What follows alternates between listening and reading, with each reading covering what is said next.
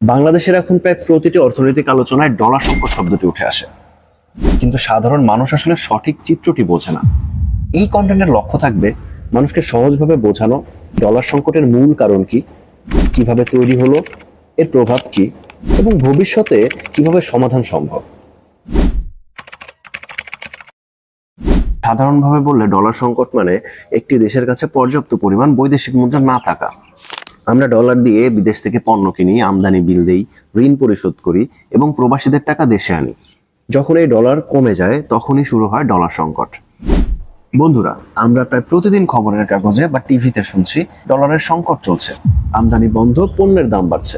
কিন্তু কখনো কি ভেবে দেখেছো আসলে কেন ডলারের সংকট চলছে? মূলত কয়েকটি কারণে এটি হচ্ছে। প্রথমত, আমদানি অনেক বেড়েছে। গাড়ি, যন্ত্রপাতি, বিলাসপণ্য থেকে শুরু করে বিভিন্ন খাদ্যদ্রব্য বিদেশ থেকে আসে। দ্বিতীয়ত, রপ্তানি অনেক কমেছে, বিশেষ করে গার্মেন্টস সেক্টরের অর্ডার অনেক কমেছে। তৃতীয়ত, প্রবাসী আয় অর্থাৎ রেমিটেন্স, হুন্ডি বা বিভিন্ন ধরনের অনানুষ্ঠানিক পথে দেশে আসছে, যার ফলে ডলার ব্যাংকে ঢুকছে না। চতুর্থত, বড় প্রকল্পের পেমেন্ট ও বিদেশি ঋণ পরিশোধ করতে প্রচুর ডলার খরচ হচ্ছে। ডলার সংকটের একটি অন্যতম গোপন কারণ হচ্ছে মানি লন্ডারিং বা বিদেশে অর্থ পাচার। বাংলাদেশ থেকে প্রায় প্রতি বছর হাজার হাজার কোটি টাকা অবৈধভাবে বিদেশে চলে যাচ্ছে। সাধারণ মানুষ নয়, বরং কিছু প্রভাবশালী ব্যক্তি, ব্যবসায়ী, কর্মকর্তারা এগুলো করছে। এই টাকাটা ব্যাংকিং সিস্টেমের বাইরে চলে যায়, মানে এই ডলারগুলো কখনো ফেরত আসে না। ফলে আমাদের বৈদেশিক রিজার্ভ আরো কমে যায়। যুক্তরাষ্ট্র, কানাডা, মালয়েশিয়া, দুবাই এসব দেশে বাংলাদেশি বিনিয়োগ এবং সম্পত্তির পরিমাণ দ্রুত বাড়ছে।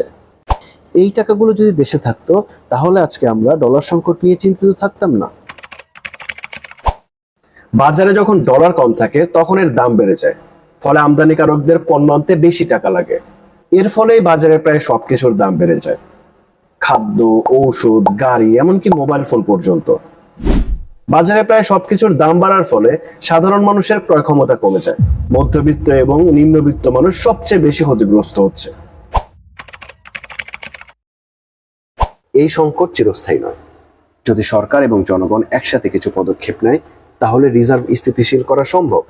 যেমন রপ্তানি বাড়ানো, বিশেষ করে নতুন খাত যেমন আইটি, কৃষি পণ্য এবং হালাল ফুড ইত্যাদি।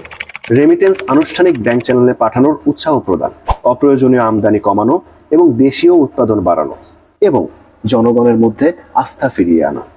সুতরাং ডলার সংকট মানে শুধু টাকার অভাব না, এটি একটি দেশের অর্থনীতির ভারসাম্যহীন অবস্থা। তাই আমাদের সবাইকে সচেতন হতে হবে, কারণ অর্থনীতি কোনো সরকারের একার বিষয় নয়, এটি আমাদের সবার। তুমি কি মনে করো, ডলার সংকটের আসল কারণ কি? সরকারের ভুল নীতি নাকি জনগণের খরচের প্রবণতা? কমেন্টে জানাও এবং ভিডিওটি শেয়ার করে দাও যাতে সবাই জানতে পারে ডলার সংকটের আসল মানেটা কি।